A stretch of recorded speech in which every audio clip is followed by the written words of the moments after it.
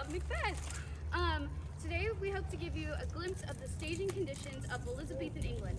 That includes live sound effects, and with that note, I also want to bring up that our sound person cannot be here today. So we've had to rearrange a little bit, so that involves our stage manager playing the drums and me calling the show. So just give us grace for doing this. Okay, so that includes live sound effects made by our stage manager, and an outside performance. This company has worked so hard, and we want to respect them and their hard work. That means silencing your cell phones and not using them during the show. The show is approximately 90 minutes, plus a 15-minute intermission, which will be signified by this bell. Okay, there is lots of thanks to be given, including to my mom, Leah Wallace, and other friends at the American Shakespeare Center, as well as Helmer and Miss Atz. And our biggest thanks goes to one of our assistant stage managers who stepped up to learn an entire track of 3 roles in less than 2 weeks. Ellen has quite literally saved our show, and for her, and just because memorizing Shakespeare is really hard, our other ASM, Ava, will be prompting the show. If an actor forgets their line, they will simply call Brittany and receive their line. But hark, something wicked this way comes.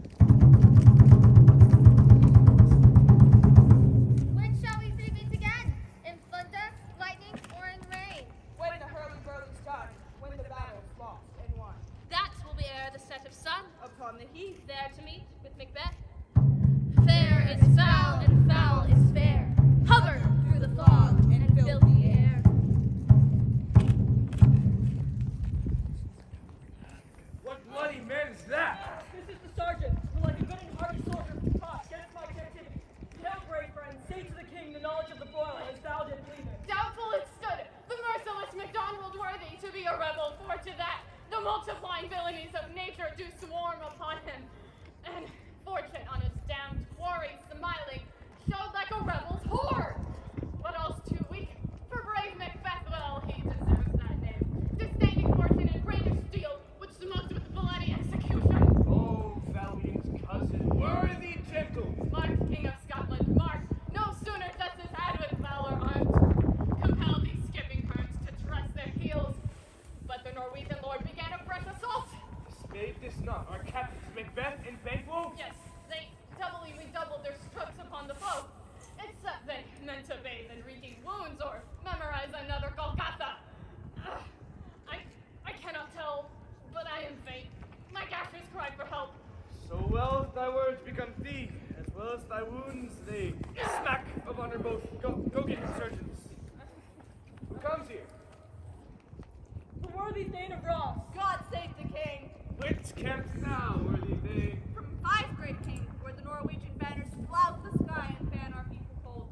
Norway himself, with terrible numbers, assisted by that most disloyal traitor, the Thane of Cawdor, began a dismal conflict. Point against point, rebellious arm against arm, curbing his lavish spirit.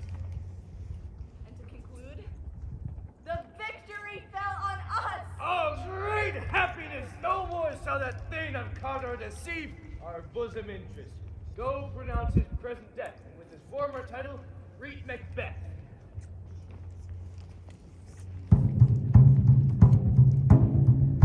Where hast thou been, sister? Killing swine. A drum, Macbeth doth come. The weird sisters, hand in hand, posters of the sea and land. Thus do go about, thrice to thine, and thrice to mine, and thrice again to make up 9. Peace, the charms well up.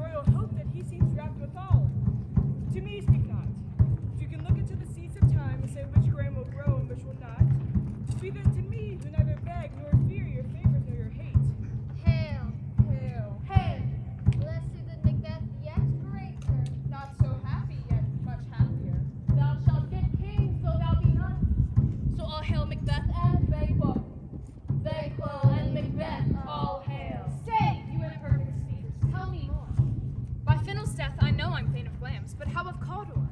The Thane of Cawdor lives, a prosperous gentleman. And to be king? Say from whence you owe the strained intelligence. Speak, I charge you. Whither have they vanished? Into the air. And what seemed corporal melted as breath into the wind. Would they had stayed?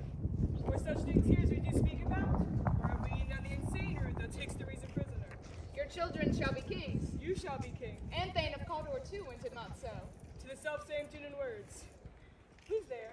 The king hath happily received, Macbeth, the news of thy success. We are sent to give thee from our royal master thanks. And for an earnest of a greater honor, he bade thee from him call thee Thane of Cawdor, in which edition hail, most worthy Thane, for it is thine. What, can the devil speak true? I thank you, gentlemen. This supernatural soliciting cannot be ill, cannot be good. If ill, why hath it given me earnests of success, commencing in a truth? I am Thane of Cawdor. If good, why do I yield to that suggestion whose horrid image doth unfix my air, and make my seated heart knock at my ribs against the use of nature? Present fears are worse than horrible imaginings. My thought, whose murder is yet but fantastical, shakes so my very state of man, and that function is smothered in surmise. Nothing is but what is not. If chance will have me king, then chance may crown me without my stir. Come what come may, time and hour runs through the roughest day. We're the Macbeth. We stay upon your leisure. Give me your favor. My dull brain was wrought with things forgotten. Kind gentlemen, your pains are registered where every day I turn the leaf to reason. Let us toward the king. And at more time, the interim having waited, let us speak our free hearts to each other. Very gladly. Till then enough. Come, friends.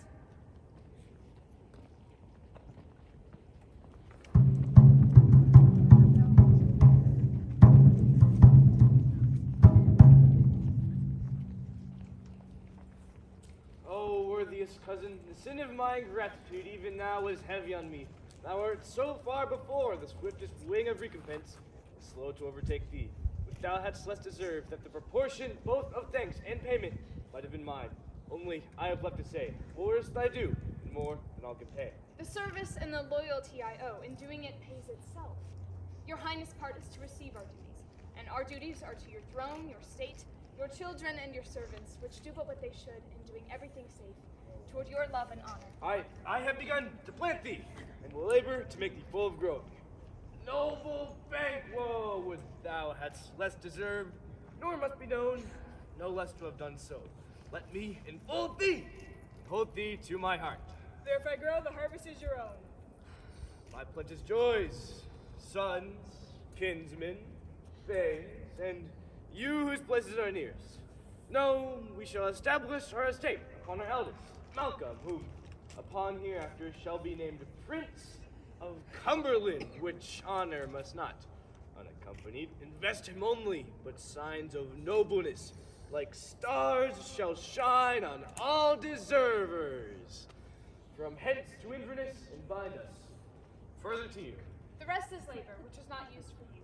I'll be myself the harbinger, and make joyful the hearing of my wife with your approach. So humbly take my leave. The Prince of Cumberland. That is a step on which I must fall down or else leap, for in my way it lies. Stars, hide your fires. Let not light see my black and deep desires. The eye wink at the hand, yet let that be which the eye fears when it is done to see. True and worthy Banquo, he is full so valiant. In his commendations, I am fed. It is a banquet to me. Let's after him, whose care has gone before us, to bid us welcome.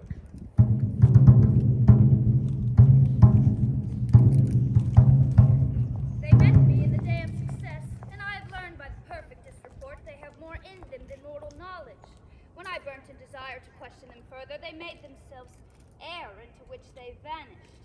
While I stood wrapped in the wonder of it, came missives from the king, who all hailed me Thane of Cawdor, by which title before these weird sisters saluted me, and referred me to the coming on of time with hail, King that shalt be. This have I thought good to deliver thee, my dearest partner of greatness. Glams thou art, and Cawdor, and shalt be what thou art promised, yet do I fear thy nature is too full of the milk of human kindness to catch the nearest way. Thou wouldst be great, art not without ambition, but without the illness should attend it. What thou wouldst highly, that wouldst thou wholly. Wouldst not play false, and yet wouldst wrongly win. Couldst have great glams, that which cries, thus thou must do, and that which rather doest fear to do, than wishes should be undone. What is your tidings? The king comes here tonight. Thou art mad to say it. Is not thy master with him? Who wert so would have informed for preparation. So please you, sure, our Thane is coming. One of my fellows said to speak of him who almost caught death for breath. Scarcely more than would make up his message. Give him tending. He brings great news. The raven himself is hoarse, that croaks the fatal entrance of Duncan under my battlements. Come, you spirits that tend on mortal thoughts, unsex me here, and fill me from the crown to the toe, top full of direst cruelty. Make thick my blood, stop up the access and passage to remorse, that no compunctious visitings of nature shake my fell purpose, nor keep peace between the effect and it. Come to my woman's breast and take my milk for gall, you murdering ministers, wherever in your sightless substance you wait on nature's mischief. Come, thick night, and pall thee in the dun smoke of hell, that my keen knife see not the wound it makes, nor heaven peep through the blankets of the dark to cry, hold, hold! Great blast for the Condor, greater than both by the all-hail hereafter. Your letters have transported me beyond this ignorant friend, and I feel now that you will get him. My dear squad, Duncan comes here tonight. Your face, my Thane, is as a book where men may read strange matters. Look like the time, bear welcome in your eye. Look like the innocent flower, but be the serpent under it. He that's coming must be provided for, and you must lead this night's great business into my dispatch. We will speak further. Only look up clear. To alter favor ever is to fear. Leave all the rest to me.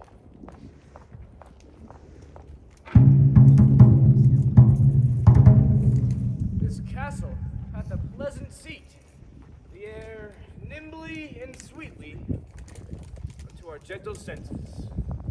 This temple-haunting martlet does approve by a seventh mansionry that the heaven's breath smells wooingly here. No jutty frieze, buttress, nor point of vantage, yet this murder made a pendant bed and procreant cradle where they must breed and hunt. I have observed the air is delicate. See, our honored hostess. The love that follows us sometime is our trouble, which still we think is love. Herein I teach you how you shall bid God yield us for your pains, and thank us for your troubles. All our service, and every point twice done, then done double. We're poor and single business to contend against your honors deep and broad, wherewith your majesty loads our house. Where's the Thane of Cawdor? We coursed him at the heels and had a purpose to be his purveyor. But he rides well, and his great love, sharp as a spur, hath holp him to his home before us. Fair and noble hostess, we are your guests tonight. Oh, your servants ever have theirs themselves, and what is theirs in count? To make their audit at your highness's pleasure, still to return your own. Give me your hand. Conduct me to mine host. We love him highly, and so continue our graces towards him. By your leave, hostess.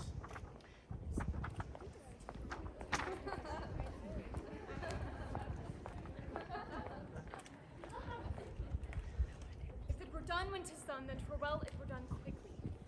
The assassination could trammel up the consequence, and catch with his surcease. Success. That but this blow might be the be-all, the end-all. Here, but here, upon this bank and shoal of time, we would jump the life to come. But in these cases, there is judgment here that we but teach. He's here in double trust. First as I am his kinsman and his subject, strong both against the deed. Then as his host, against his murder should I shut the door, not bear the knife myself.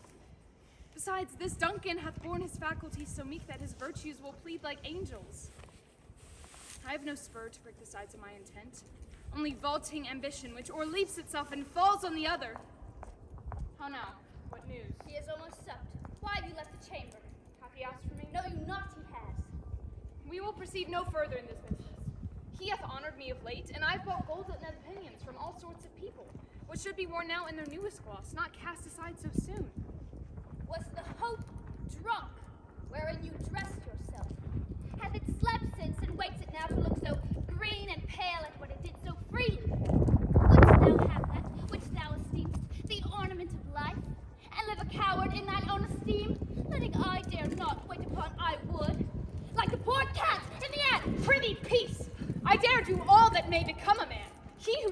no more is none. What beast was it then that made you break this enterprise? When you durst do it, then you were a man. And to be more than you were, you would be so much more than man. Nor time nor place did then adhere, and yet you would make both. They have made themselves, and yet their fitness now does unmake you. I have given suck, and know how tender 'tis to love the babe that milks me. I would, while smiling in my face, have plucked my nipple from his boneless gums and dashed the brains out, had I so sworn as you have done to this! If we should fail, We fail! But screw your courage to the sticking place, and we'll not fail. When Duncan is asleep, his 2 chamberlains will lie with wine and wassail, so convinced that memory, the water of the brain shall be a fume, and the receipt of reason a limbeck only. When in swinish sleep their drenched natures lie as in death, what cannot you and I perform upon the unguarded Duncan? will it not be received when we have marked with blood those sleepy 2 of his own chamber, and used their very daggers that they have done it? Who dares receive it other?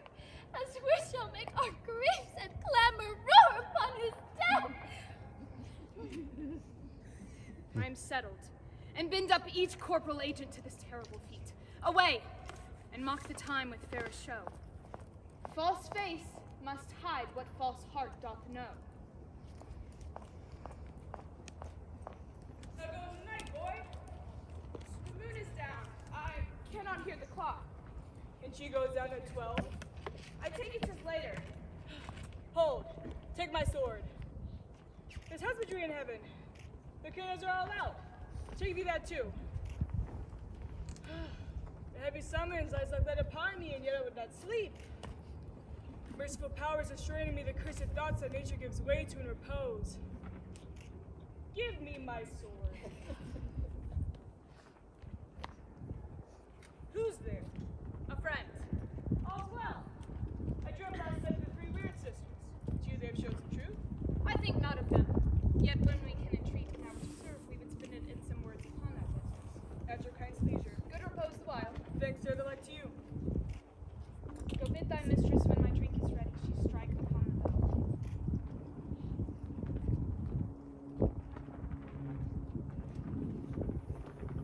Is this the dagger which I see before me? The handle toward my hand. Come, let me clutch thee. I have thee not, and yet I see thee still. Art thou not fatal vision, sensible to feeling as to sight? Or art thou a dagger of the mind, a false creation proceeding from the heat-oppressed brain? There is no such thing. It is the bloody business which informs thus to mine eyes.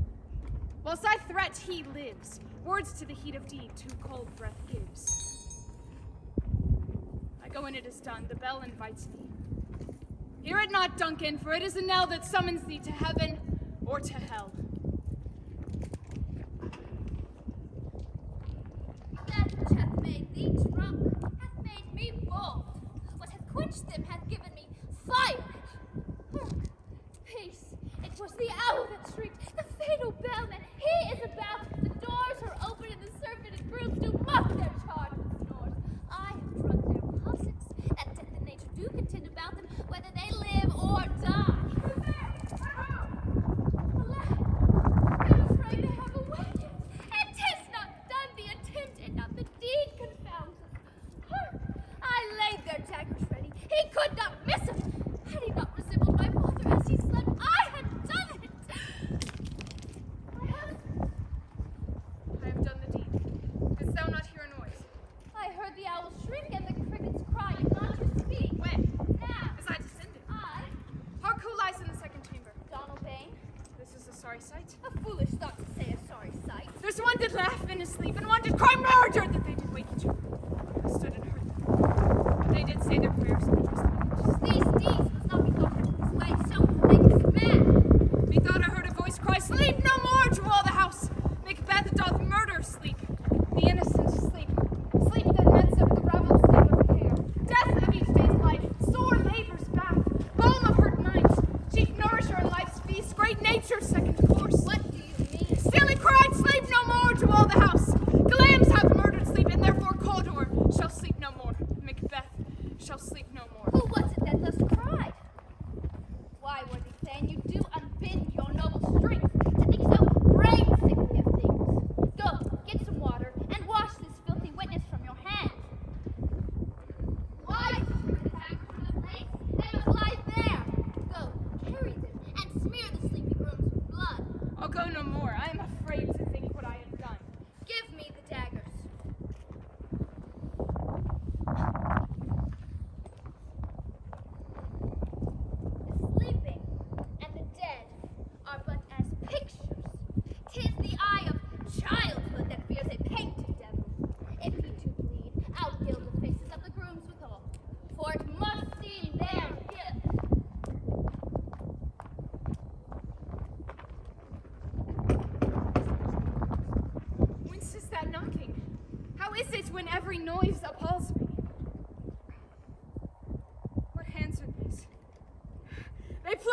thine eyes.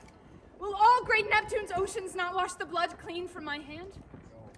No.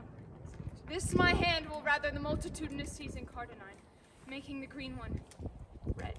My hands are of your color, but I shame to wear a harp so white. I hear a knocking at the south entry. Retire we to our chamber, a little water clears us of this deed. Hark, more knocking. Put on your nightgown lest occasion call us, and show us to be watchers. Be not lost so poorly in your thoughts. To know my deed, 'twere best not know myself.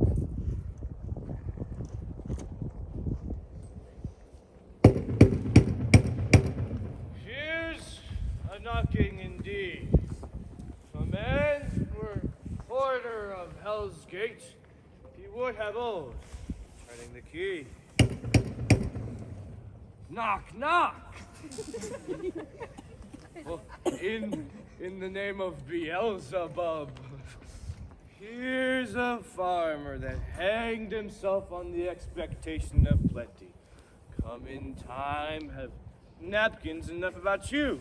Here, you'll sweat for it. Knock, knock! Well, who's there?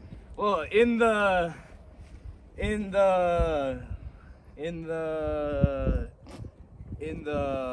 other devil's name.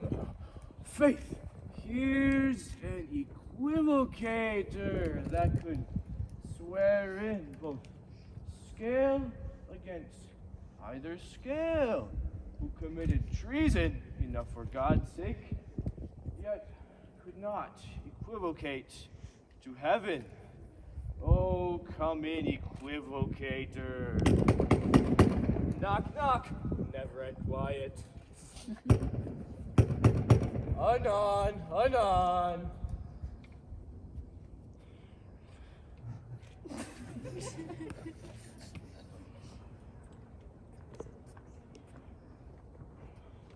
I pray you, remember the porter.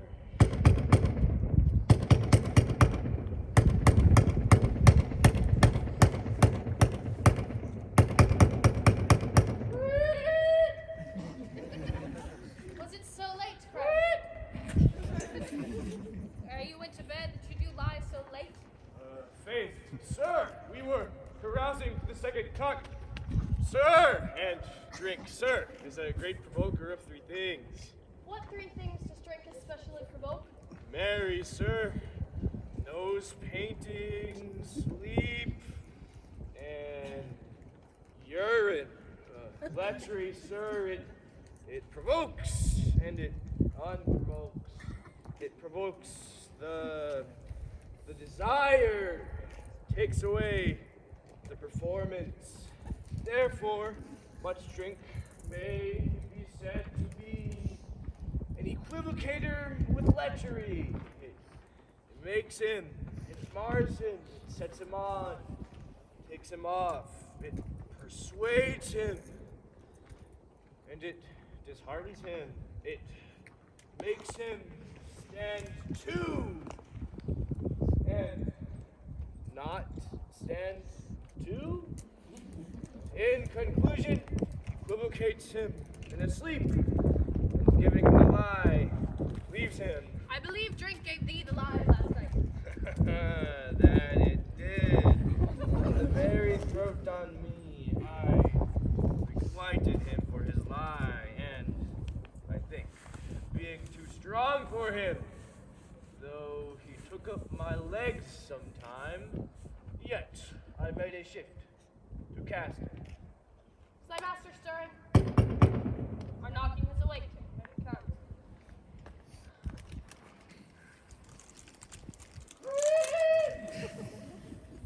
Good morrow. King stirring, worthy Thane? Not yet. She did command me to call kindly on. Knows the king hence today? He does. He did appoint so. The night has been unruly. Where we lay, our chimneys were blown down, and as they say, lamentings heard in the air, strange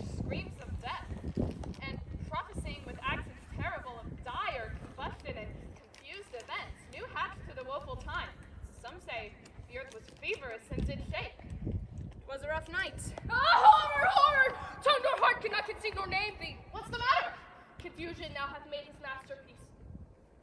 Most sacrilegious murder has broke up the Lord's anointed temple and stolen into the life of the building. What is it you say, the life? Mean you, his majesty? Bid me not speak. Approach the chamber and destroy your sight of the new Gorgon. See and then speak yourselves. Awake! Awake! Ring the alarm bell. Murder and treason! Banquo! Malcolm! Awake! Shake off this downy sleep death's counterfeit and look upon death itself. Up! Up and see the great doom's image! Donalbain! Malcolm, awake! As from your graves rise up and walk like sprites to countenance this horror. Ring the bell! What's the business that such a hideous trumpet calls to parley to sleepers of the house? Gentle lady, 'tis not for you to hear what I can speak. Repetition in a woman's ear with murder is itself. Oh, Banquo! Banquo! Our royal master's murdered. Woe, alas, what, in our house? Too cruel anywhere. Had I but died an hour before this chance, I had lived a blessed time. For from this instant there is nothing serious in mortality. What's amiss?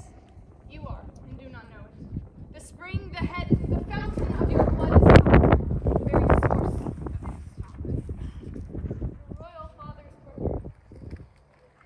For whom? Those of his chambers, as it seemed, have done it. Their hands and faces were all bound with blood. So were their daggers which, when might be found upon their pillows. They stared at nothing. No man's life was to be trusted with them. Oh, yet I do repent me of my fury, that I did kill them. Wherefore did you so? Who can be wise, amazed, temperate and furious, loyal and neutral in a moment? No man. The expedition of my violent love outrun the pause of reason. Here lay Duncan, his gashed stabs looking like a breach in nature. There the murderers, their daggers unmannerly breached with gore. Who could have framed that had a heart to love, and in that heart, help me to look to the lady? Why do we hold our tongues that most may claim this argument for ours? What should be spoken here, where our fate hidden in augur hole may rush and seize us? That's away, our tears are not yet brewed. Nor our sorrow upon the foot of motion. When we have our naked frailties hit that suffering exposure, let us meet to question this most bloody piece of virtue no further. Fears and scruples shake us. In the great hand of God I stand, and thence, against the undivulged pretense, I fight up treasonous malice. So do I. So all. Come, let us briefly put on manly readiness and meet in hall together. Let's not consort them, to show none found sorrows in office, which the false man does easy. All to England. To Ireland's eye, our separate fortunes shall keep us both safe. Where we are, those daggers and men smiles, the near in blood, the nearer bloody. This murderous shaft that shot hath not yet lighted. Our safest way is to avoid the aim. Therefore to horse, and let us not be dainty of leave taking, but shift away. There's warrant in their death, which steals itself when there's no mercy left.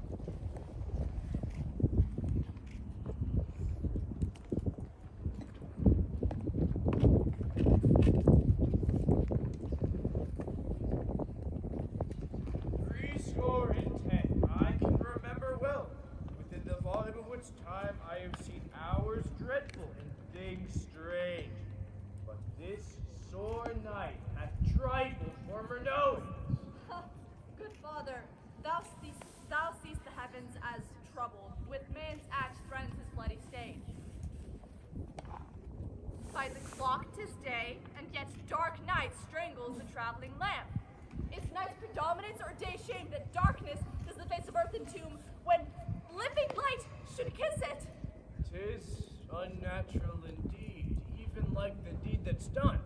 On Tuesday last, a falcon towering in her pride of place was by a mousing owl pucked at and killed.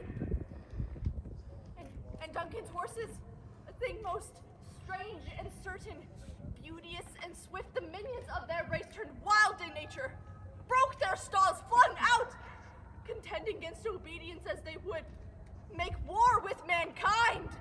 'Tis said they ate each other. They did so, to amazement of mine eyes that looked upon it. Here comes the good Macduff. How goes the world, sir, now? Why, see you not? It's known who did this more than bloody deed, those that Macbeth slain. Alas the day, what good could they pretend? They were suborned. The king's two sons, Malcolm and Donalbain, are stolen away in fled, which puts upon them suspicion of the deed. Then 'tis most like the sovereignty will fall upon Macbeth. He has already named Don Scone to be invested. Where is Duncan's body? Carried to Colmkill, sacred storehouse of his predecessor and guardian of their bones. Will you to Scone? No cousin ought to fight. Well, I will thither. May you see things well done there. Adieu. Lest our old robes sit easier than our new. Farewell, father. God's vengeance go with you, and with those that shall make good of bad, and friends of foes. Thou hast it now, king, cotter, land, all as the weir women promised. And I fear thou placed most foully for it. Yet it was said it should not stand in thy posterity, but that myself should be the root and father of many kings. If there come truth from them, as upon thee, Macbeth, their speeches shine. Why, by the verities on thee made good, may they not be my oracles as well, and set me up in hope? But hush no more.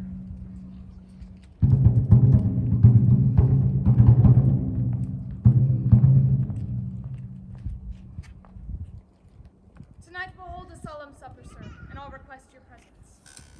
Let your highness command upon me, to the which my duties are with most indissoluble tie, forever knit. Ride you this afternoon. Aye, my good lord. We would have else desired your good advice, which have been both grave and prosperous in today's council. But we'll take tomorrow.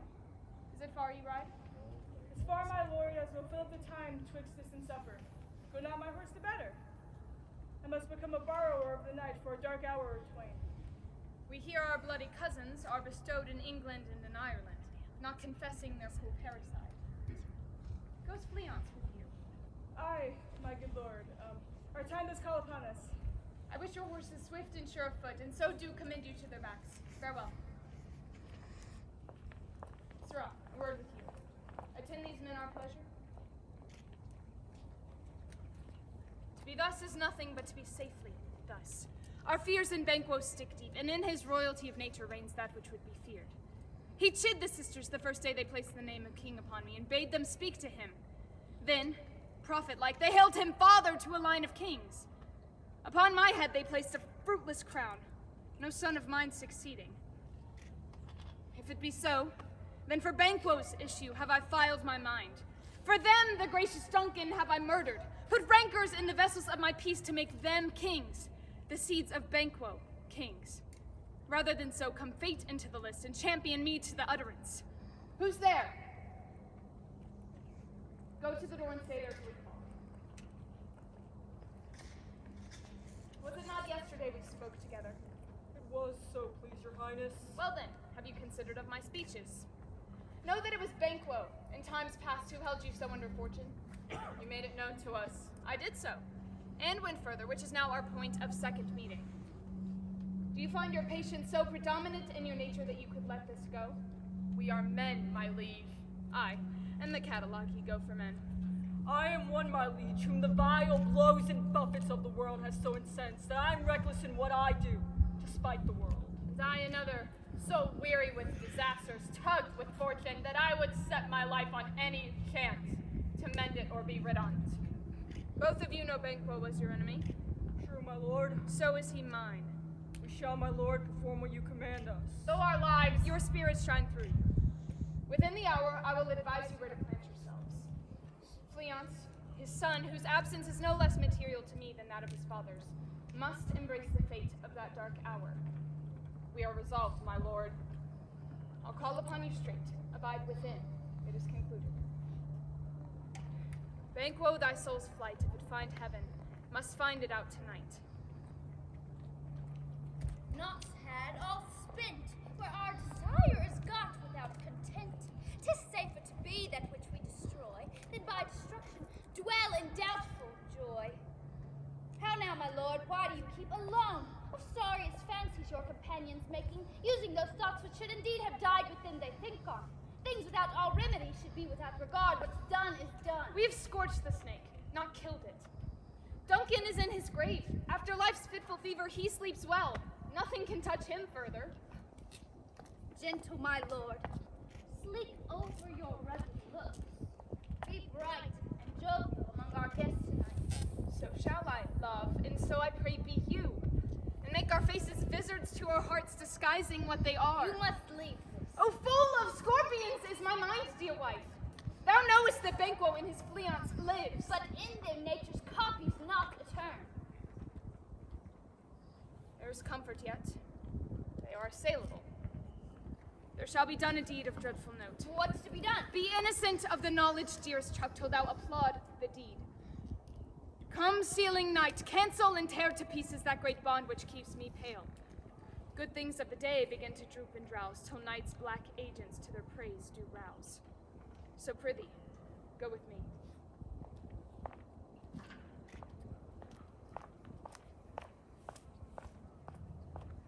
The west yet glimmers with some streaks of day, now spurs the lated traveler apace, to gain timely in, and near approaches the subject of our watch. Hark! I hear horses. Give us a light there, ho!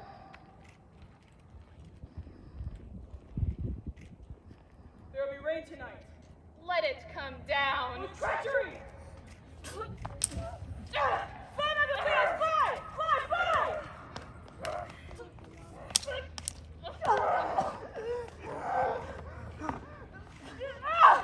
Don't make revenge!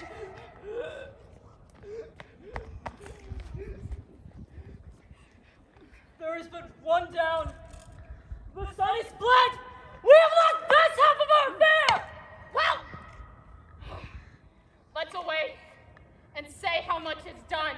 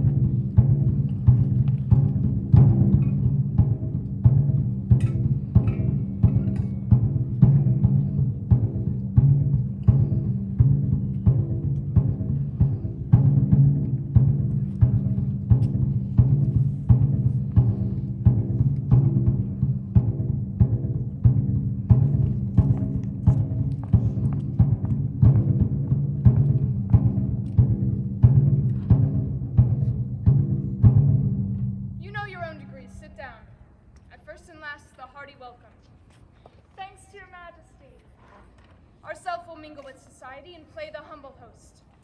Our hostess keeps her state, but in best time we will require her welcome. Pronounce it for me, sir. To all our friends, for my heart speaks, they are welcome. There is blood upon thy face. 'Tis Banquo's then. 'Tis better thee without than he within. Is he dispatched? My lord, his throat is cut. That I did for him. Ah, thou art the best of the cutthroats. Though he is good that did the like for Fleance. If thou didst sit, thou art the none to real. Most royal sir, Fleance escaped. Then comes my fit again. I'd else been perfect, whole as the marble, founded as the rock, as broad and general as the casing air. But now I'm cabined, crypt confined, bound to saucy doubts and fears. Banquo safe? Aye, my good lord. Safe in a ditch he bides, with 20 trenched gashes on his head. The least a death to nature. Thanks for that. There the grown serpent lies. The worm that's fled hath nature that in time will venom breed. Now get thee gone. We will hear ourselves again. My royal lord, you do not give the cheer. The feast is sold that is not often vouched of his making. 'Tis given with welcome to feed were best at home. From thence the sauce to meet the ceremony meeting were bare without it. Sweet remembrancer, good digestion wait on appetite and health on both. May it please your highness sit. Had we now our country's honor roofed, were the graced person of our Banquo present, whom may I rather challenge for unkindness than pity for mischance. His absence, sir, lays blame upon his promise. Please your highness to grace us with your royal company. The table's full. Here's a place reserved, sir. Where? Here, my good lord. What is that moves, your highness? Which of you have done this? Oh, my good lord. Thou canst not say I did it! Never shake thy gory locks at me! Gentlemen, rise. His highness is not well. Sit, worthy friends. My lord is often thus and hath been from his youth. Pray, Pixie, the fit is momentary. Are you a man? Aye, and a bold one that dare look on that which might have called the devil. Shame itself, why do you make such faces? Prithee, see there. Behold, look low, how say you? Why, what care I?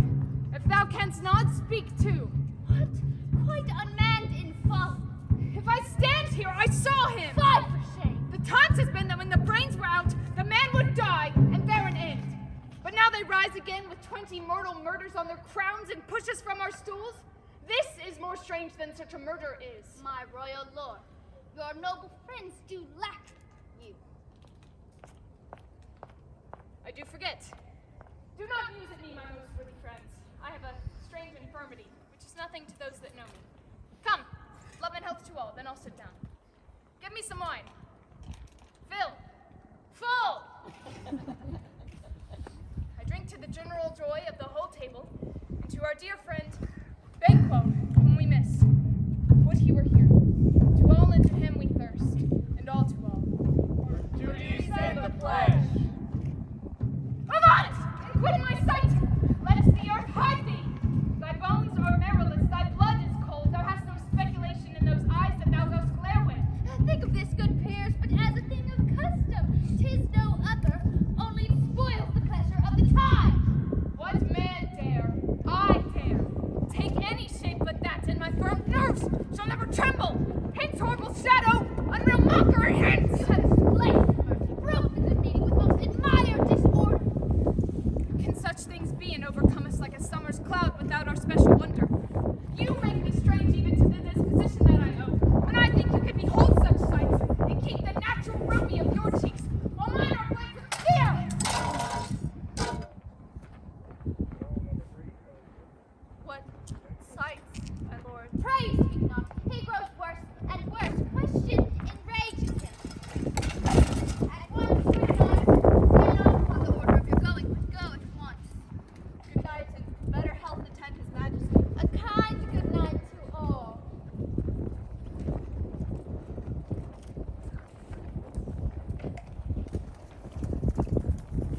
It will have blood, they say.